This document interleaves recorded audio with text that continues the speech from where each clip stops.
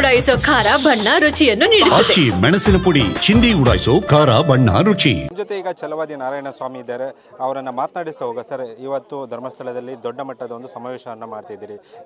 ಯಾವ ರೀತಿಯ ಷಡ್ಯಂತರ ಇಲ್ಲಿ ಧರ್ಮಸ್ಥಳದ ಮೇಲೆ ಕೇಳಿ ಬರ್ತಾ ಇದ್ದು? ಇದು ಭಾರತೀಯ ಜನತಾ ಪಕ್ಷ ಮಾಡ್ತಾ ಇರತಕ್ಕಂಥ ಸಮಾವೇಶ ಅಲ್ಲ.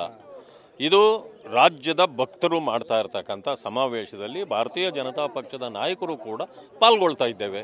ಅದರ ಒಂದು ವಿಷಯ ಏನಂತಂದರೆ, ಈ ಯಾರು ಬುರುಡೆ ಹಿಡ್ಕೊಂಡು ಇಡೀ ದೆಹಲಿಯವರೆಗೆ ಇಲ್ಲಿ ಧರ್ಮಸ್ಥಳದಿಂದ ದೆಹಲಿಯವರೆಗೆ ಯಾರ ಹೋರಾಟ ಮಾಡಿ ಇದಕ್ಕೆ ಕಳಂಕ ಹಚ್ಚಬೇಕು ಅಂತೇಳಿ ಮಾಡಿದ್ರು, ಅದು ಎಲ್ಲವೂ ಕೂಡ ಈಗ ಬರ್ತಾ ಬಯಲಾಗಿದೆ. ಆ ಕಾರಣದಿಂದಾಗಿ ನಾವೆಲ್ಲರೂ ಸೇರಿ ಭಕ್ತರಲ್ಲಿ ಒಂದು ಧೈರ್ಯ ತುಂಬತಕ್ಕಂಥ, ಆ ಕಳಂಕ ಇರತಕ್ಕಂಥದ್ದನ್ನು ಹೋಗಲಾಡಿಸ್ತಕ್ಕಂಥ, ಮತ್ತೆ ಅದೇ ರೀತಿಯಲ್ಲಿ ಭಕ್ತರು ಎಲ್ಲರೂ ಸೇರಿ ಧರ್ಮಸ್ಥಳಕ್ಕೆ ಬರ್ತಕ್ಕಂಥ ರೀತಿಯಲ್ಲಿ ಆಗಬೇಕು ಅನ್ನೋದು ಎಲ್ಲರ ಉದ್ದೇಶ ಇತ್ತು. ನಾವು ಕೂಡ ಅವರ ಜೊತೆಯಲ್ಲಿ ಬಂದಿದ್ದೇವೆ ಅಷ್ಟೇ. ಅಂದರೆ ಈಗ ಒಂದು ಕಡೆಯಲ್ಲಿ SIT ತನಿಖೆ ನಡೀತಿರುವಂಥದ್ದು, ತನಿಖೆ ಸರಿಯಾದ ದಿಕ್ಕಿನಲ್ಲಿ ನಡೀತಿಲ್ವಂತ? ನೋಡಿ, ತನಿಖೆ ಇದು ಕ್ಲೀನ್ ಚಿಟ್ ಕೊಡಲಿಕ್ಕೆ ಮಾಡ್ತಕ್ಕಂಥ, ಸರ್ಕಾರಕ್ಕೆ ಕ್ಲೀನ್ ಚಿಟ್ ಕೊಡೋಂಥದ್ದು. ಇಲ್ಲ ಅಂತಂದರೆ ಆ ವಿರೋಧ ಪಕ್ಷದವರ ವಿರುದ್ಧವಾಗಿ ಬಂದಾಗ ವಿರೋಧ ಪಕ್ಷವನ್ನು ಕಟ್ಟಿ ಹಾಕೋದು, ಸಿಕ್ಕಿಸಿ ಹಾಕೋವಂಥದ್ದು ಕೆಲಸ SIT ಮಾಡ್ತಾ ಇರೋದು.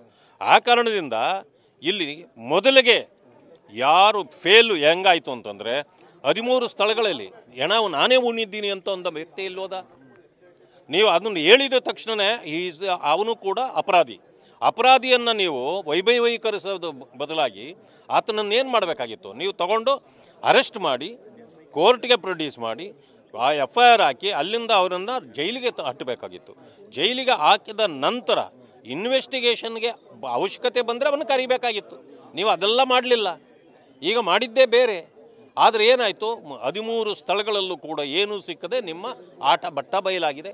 ಆ ಕಾರಣದಿಂದಾಗಿ ಇವತ್ತು ಭಕ್ತರು ಕುಪಿತರಾಗಿದ್ದರು. ಈಗ ಸರ್ಕಾರದ ವಿರುದ್ಧ ಸೆಟೆದು ನಿಂತು ಎಲ್ಲ ಲಕ್ಷಾಂತರ ಜನರಲ್ಲಿ ಬರ್ತಿದ್ದಾರೆ. ಆ ಕಾರಣಕ್ಕೆ ಅವರ ಜೊತೆಯಲ್ಲಿ ಸೇರಿ ನಾವು ಕೂಡ ಅವರಿಗೆ ಬಲ ಕೊಡ್ತಕ್ಕಂಥ, ಈ ಧರ್ಮಸ್ಥಳಕ್ಕೆ ಅಂಟಿರ್ತಕ್ಕಂಥ ಕಳಂಕವನ್ನು ತೊಡೆದು ಹಾಕಲಿಕ್ಕೆ ನಾವು ಕೂಡ ಎಲ್ಲ ಸೇರಿ ಬಂದಿದ್ದೇವೆ. ಅಲ್ಲ, ಒಂದು ಕಡೆಯಲ್ಲಿ ಮತ್ತೊಂದು ಕಡೆಯಲ್ಲಿ ಕಾಂಗ್ರೆಸ್ನವರು ಹೇಳ್ತಿದ್ದಾರೆ ರಾಜಕೀಯವಾಗಿ ಮಾಡ್ತಿದ್ದಾರೆ, ರಾಜಕೀಯ ದಾಳವಾಗಿ ಇದನ್ನು ಬಳಸ್ಕೊಳ್ತಾ ಇದ್ದಾರೆ. ಇದು ಕಾಂಗ್ರೆಸ್ನವರು ರಾಜಕೀಯ ಮಾಡಬೇಕು ಅಂತಲೇ ಇದನ್ನೆಲ್ಲವನ್ನೂ ಮಾಡಿದ್ದು.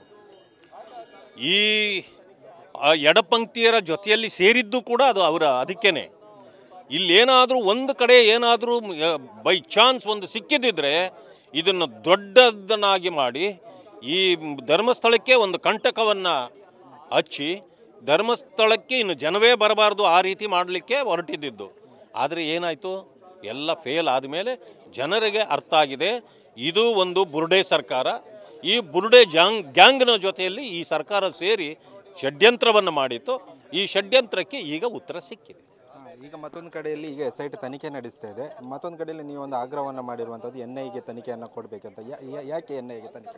ನೋಡಿ, ಸತ್ಯಾಂಶಗಳು ಹೊರಗಡೆ ಬರಬೇಕಾಗಿದೆ. ಸತ್ಯಾಂಶ ಬರಲಿಕ್ಕೆ ಅವರಿಗೆ ಸಾಧ್ಯ ಇಲ್ಲ. ಕಳಂಕ ಹಚ್ಚೋದನ್ನು ನಿಲ್ಲಿಸಬೇಕಂತಂದರೆ ಸತ್ಯ ಹೊರಗಡೆ ಬರಲೇಬೇಕು. ಆ ಕಾರಣದಿಂದಾಗಿ ನಾವು ಕೇಳ್ತಾ ಇರೋದು. ಇದಿಷ್ಟು ಛಲವಾದಿ ನಾರಾಯಣ ಸ್ವಾಮಿ ಅವರ ಮಾತು. ವಿಲ್ಫ್ರೆಡ್ ಜೊತೆ ಪ್ರಜ್ವಲ್, ಅಮೀನ್, ಧರ್ಮಸ್ಥಳ.